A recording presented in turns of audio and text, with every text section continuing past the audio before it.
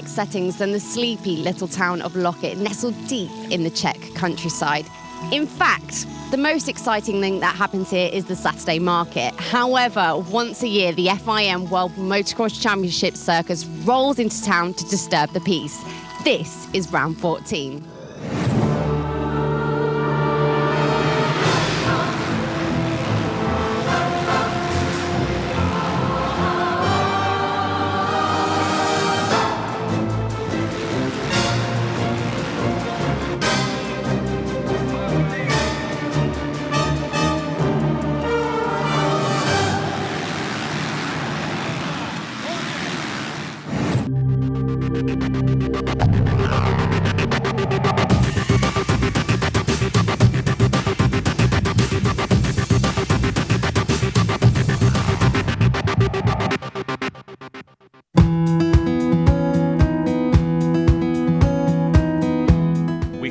The history of this circuit and when we first came here, past winners, etc. But the reality is that history is about to be made here again, as current MX2 points leader and defending world champion Jeffrey Hurlings is on the verge of claiming his second consecutive world title.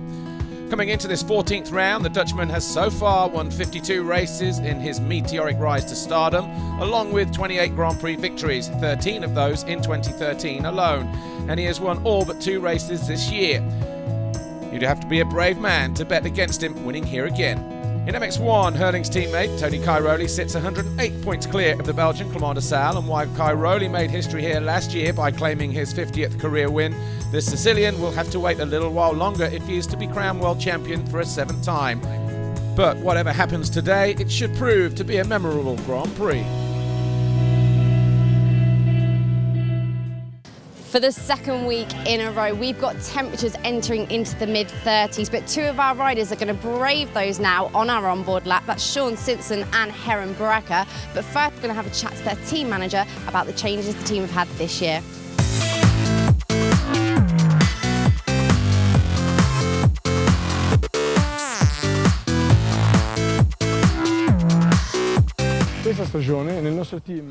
This season in our team we have 4 riders. The first is Heron Baraka, the Dutch rider, and he is riding in the MX1 World Championship. The second rider in MX1 was originally meant to be Sebastian Porcel, but we had to interrupt our collaboration, and so our second rider is now Sean Simpson.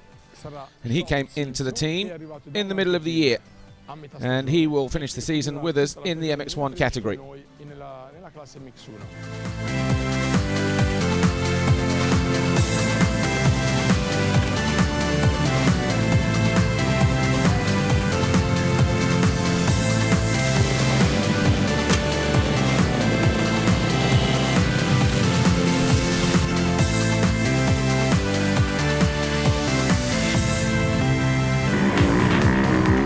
We start the GoPro track preview this week as the riders exit the finish line through that corner and then down over the 30-meter step down under the Casino Bonva Bridge and into the very difficult left-hand turn at the bottom of that hill. Caught a few riders out in the years gone by. And it's on the gas uphill, cresting onto the plateau past pit lane, where it will get very choppy through here as well. Modifications to the circuit around this point, as you can see, a new start position, downhill into an off-cambered right-hander. And as the riders come out of this first turn, they head up over a small double or 2 singles into turn 2. It's banked to the outside and it drops away in the way that it used to before. And they hit the step down, drop down into what is now turn 3, over a step down instead of the double-double combination of years gone by, and then it's the Monster Energy tabletop right at the bottom end of the circuit, turn 4. Out of the 90-degree right-hand turn, get on the gas, second, third gear, over a step up into a 180-degree bank turn, dropping downhill on the exit into a very difficult left-hander, takes you back uphill 80 meters from the bottom all the way to the top, and we have a Monster Energy tabletop jump waiting for you, about 20 meters long. You land down the other side in the braking zone. Again, there'll be some big braking bumps at the bottom of there throughout the course of the weekend. Out of the turn, easy on the gas, over a step down. You can use the bank to the outside if you need to, before climbing back uphill into the right-hand turn. Dropping back downhill through the left-hander, And when we jump up onto the plateau, the old start straight used to come from left to right, and this used to be the original first corner.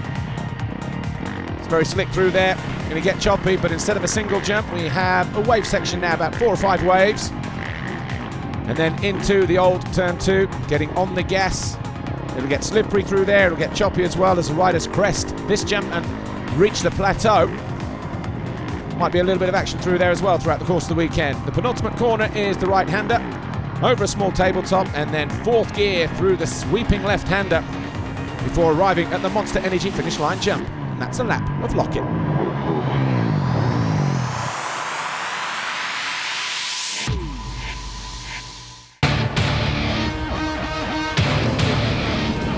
It was 4 Belgian riders that filled the first 4 positions in the qualifying race on Saturday. So when the gate dropped for MX1 Race 1, all eyes were predictably on those same 4 riders: De Dijker, Strijbos, Van Horbik and De Saal. But it was Kevin Strijbos who came out of the first couple of turns clear of everybody else. Tony Cairoli stalled at the start of lap 2 and dropped down to 7th place. And he would then have to start to go to work to try and come through the field. Sean Simpson got tagged in the rear wheel of Tommy Searle's bike in the early part of the race as well. They freed themselves, and unbelievably Sean Simpson was able to rejoin the race.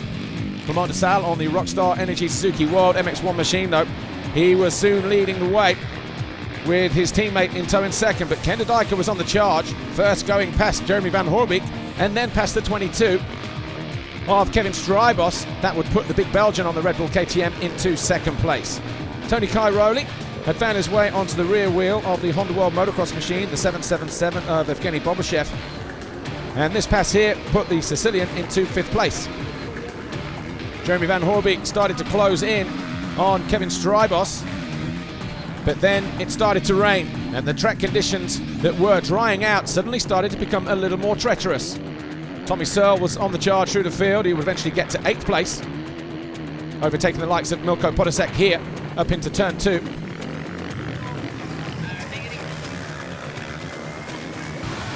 But the action really started to begin, the battle for 2nd place. Kevin Strijbos, 22 on the yellow Suzuki, and Ken de Dijker, nothing given, but a lot gained for Kevin Strijbos as he charged into 2nd, pushing the Belgian into 3rd, de Dijker, and Van Horbik down into 4th. Tony Cairoli was on the charge.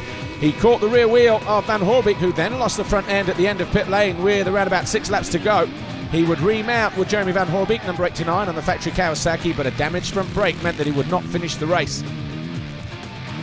Well, the rider who would then go on to win the race was, of course, Clement de Saal from his teammate Strijbos.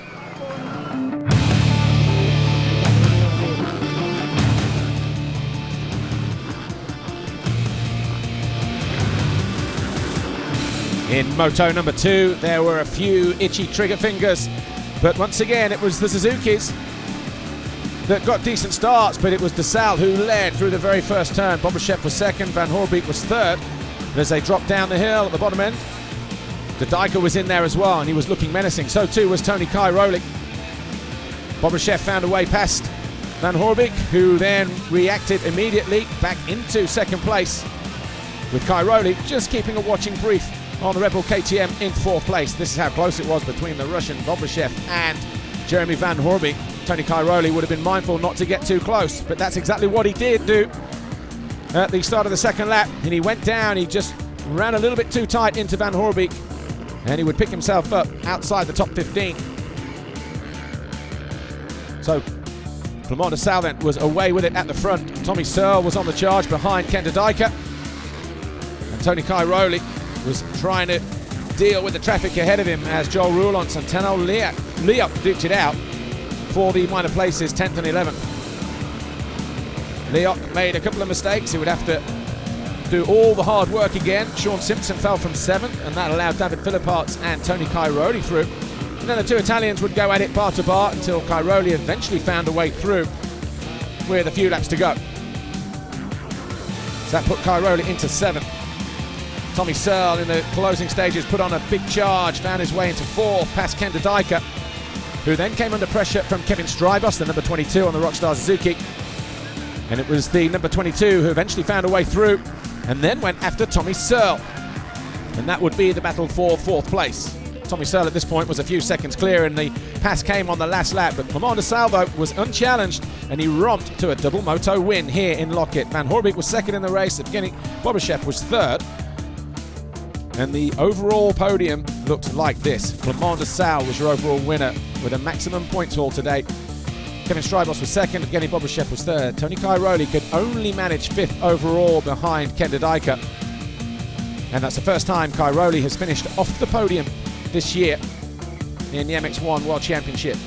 He still leads the title race though, but he's now just 90 points clear of Clement de Salvo. It was 108 at the start of the weekend, so a big gain in points for Clement de Salvo. It was a Rockstar Energy Suzuki 1-2 in terms of the overall then, with de Salvo and Strybos with the Honda of Bobashev in third. It was an all-Japan podium. Well, Tony Cairoli continues to lead the series, but next stop on the circuit is Belgium. Maybe he can be crowned world champion in 2 weeks' time. Who knows?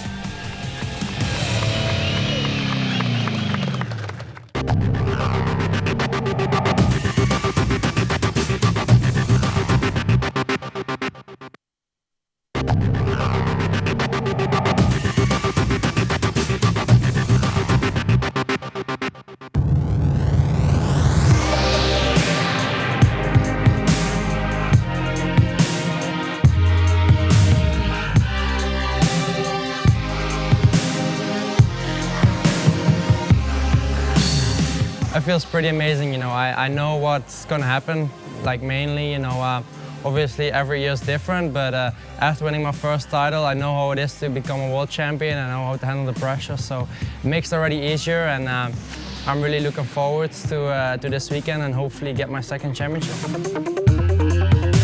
It's been easier this year, you know, having a little bit less competition. I think I also grow my own speed and then my endurance of riding and all those things. But I mean, it's less intense this year, and the competition, as I said, is a bit less. But it made racing easier for me. But I'm really happy this year went so well. I won every single GP so far, so I can't complain. But I miss a bit the strange things happening, like last year with Tommy, all the great fights. But I will get them back in the future. That's for sure. I really like to stay in Europe. That's the biggest thing for me. I like to be home and stay with my friends during the winter and during the week, and just you know, kind of being home. You know, I really like staying MX2. I think I can get some more experience out of the MX2 class and learn a bit more before I make the step to the MX1. I would say just congratulations. You know, until now, there's only 2 guys who have been beating me. Obviously. They had a bit of luck, you know, with me, both of the motors when I crashed with the start, but doesn't matter, you know, they won, so congratulations to those guys. Advice, yeah, you guys should beat me more often.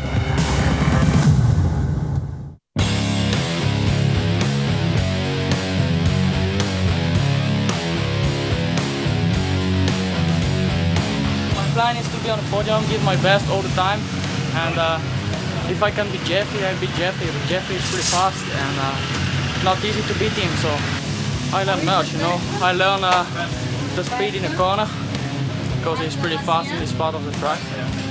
And after in a jump, it's always the same, you know. Everybody is pretty fast in the wave also, but especially in the corner, I learn to him.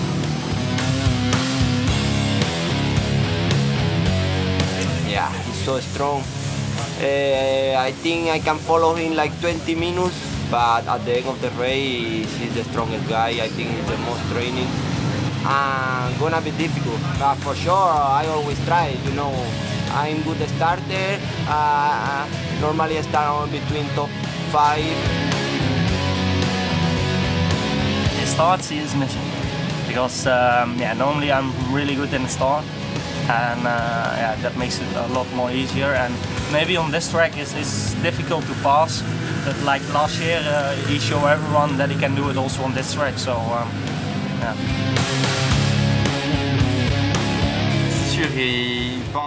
It's true that he thinks he can win all the races because he is young too. But everything is possible and can happen.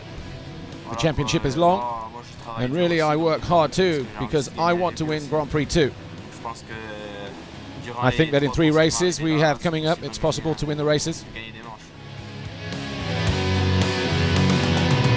I think this weekend everything is possible because the track is hard pack, and I know that this is one of my strong points too, hard pack.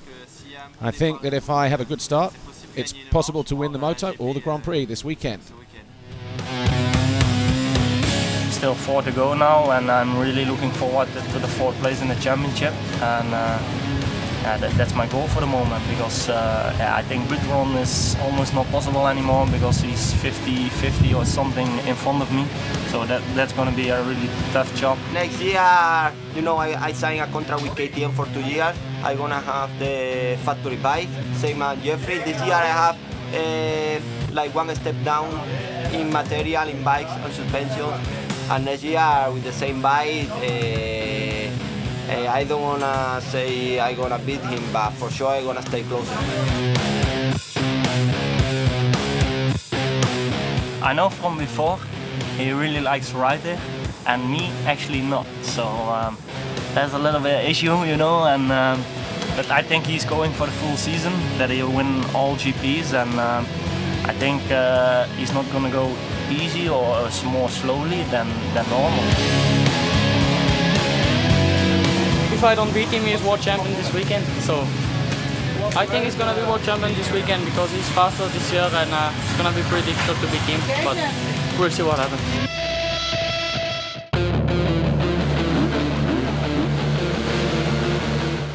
In MX2 qualifying, Jeffrey Hurlings was supreme, but going into the first turn, it was Jose Butron who just grabbed the Get Athena whole shot by the narrowest of margins over Tonkov and Charlier. But coming out of the second corner, it was Jeffrey Hurlings who immediately grabbed the advantage.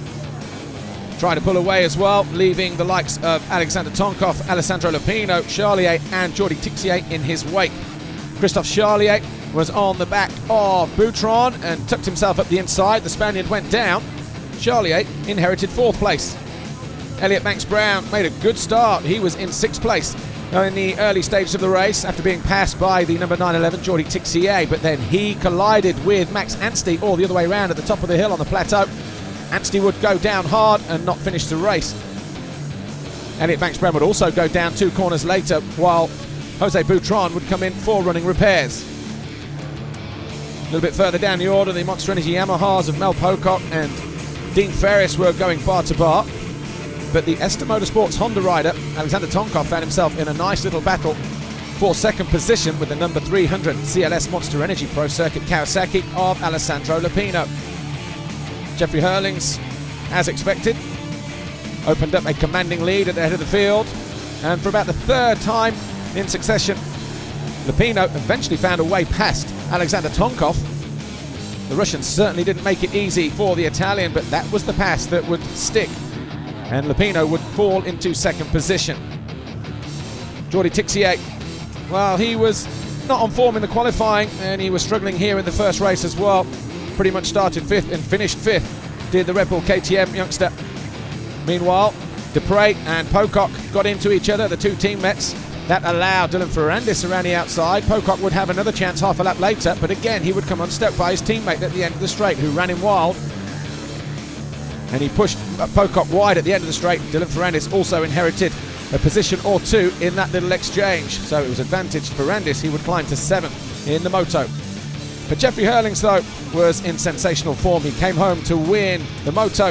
Lupino was 2nd, Tonkov was 3rd, ahead of Charlier and Tixier.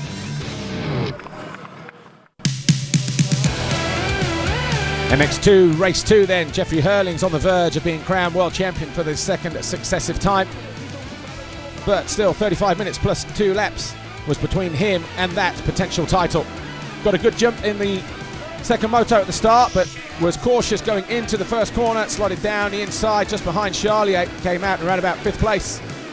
A couple of riders went straight on and rejoined, probably further up the field than they needed to, but didn't bother Hurlings, who had a scary moment on the first lap through this particular wave section.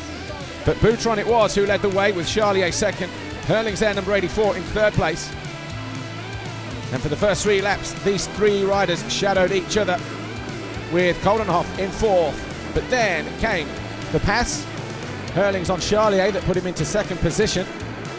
And then he went after Jose Butron, and in similar fashion lined up his prey. switched from one side of the track to the other, and turn 2 got on the gas a little bit earlier and ran it down the inside of the Spaniard to lead on lap 4. Boutron was then in second place, but he came under pressure once again from number 23, Christophe Charlier, on the Monster Energy Yamaha, who made that pass to go into second place. And we thought for a while that he would maybe try and follow Hurlings and put him under pressure, but that didn't really happen. Jordi Tixier, meanwhile, was struggling again. He started 7th and would climb back into 7th before reaching 5th by the time the flag fell. And he knew in his own mind that, barring any mistakes from Hurlings, the World Championship would be going back to Holland. Mid-way point of the race, the rain started to come down. Track conditions became a little bit tricky, so riders were erring on the side of caution. Jose Boutron got caught by Glenn Koldenoff, who thought he'd made the pass, but then he ran wide, allowing the Spaniard back up the inside, and that was the battle for 3rd place. Koldenoff eventually went through, though, or so he thought. And Boutron was making 3rd place very, very difficult to come by. Alexander Tonkov, though, was just in the background, lurking dangerously on that number 59 Honda. Tonkov then found a way up the inside of Koldenoff to put him into 4th place, and that would be a possible step on the podium for the first time in the Russian's career. Christophe Charlier was looking good in 2nd position, Jeffrey Hurlings likewise. And he was leading by around about 30 seconds, as we've seen him do on so many occasions. Didn't matter if it was raining or if it was dry, as it was in the final part of the moto, but Jeffrey Hurlings came home to claim another double moto victory, and of course, a 2nd world title. So the overall podium then this weekend was Jeffrey Hurlings, Christophe Charlier and Alexander Tonkov.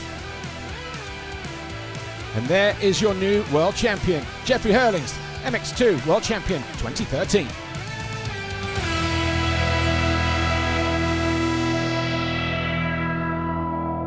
Usually this is where we'd leave things, but we want you to experience just what it's like to be a double world champion. Take a look at this.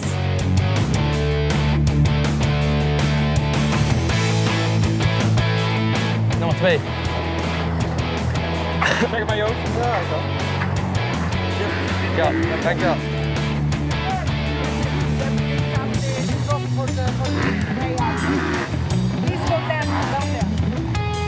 What? What do you want? Oh. Yeah, you take everything? Also, you can take everything. Dankjewel. Ja, ja. Nummer 2, hè? Ja, tijd, hè? Nee.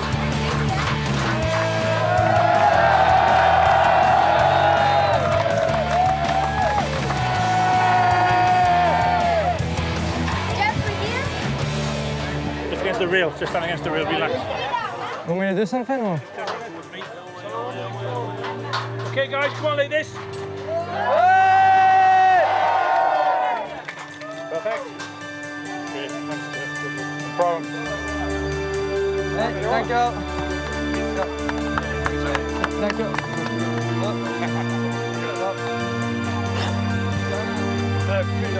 Dankjewel, jongen. Dankjewel. Dankjewel. Ik heb niet kussen.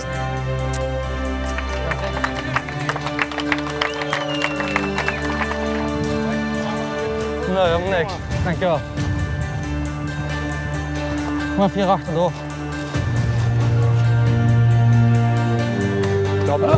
Dat is nummer 2. Wat drinken. Kijk. Look at it. That's what I'm talking about.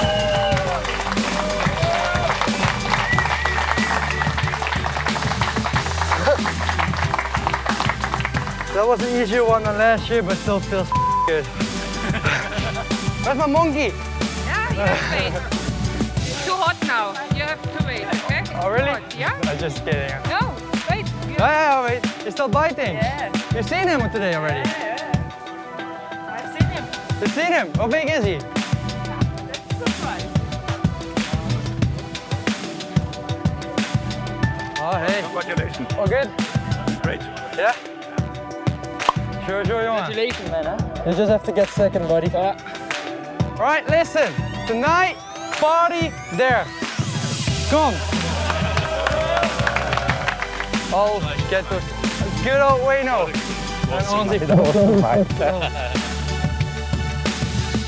Different than last year, but still feels good. Last year was more emotional, but when I see this, I already get happy. That's sweet. Thank you.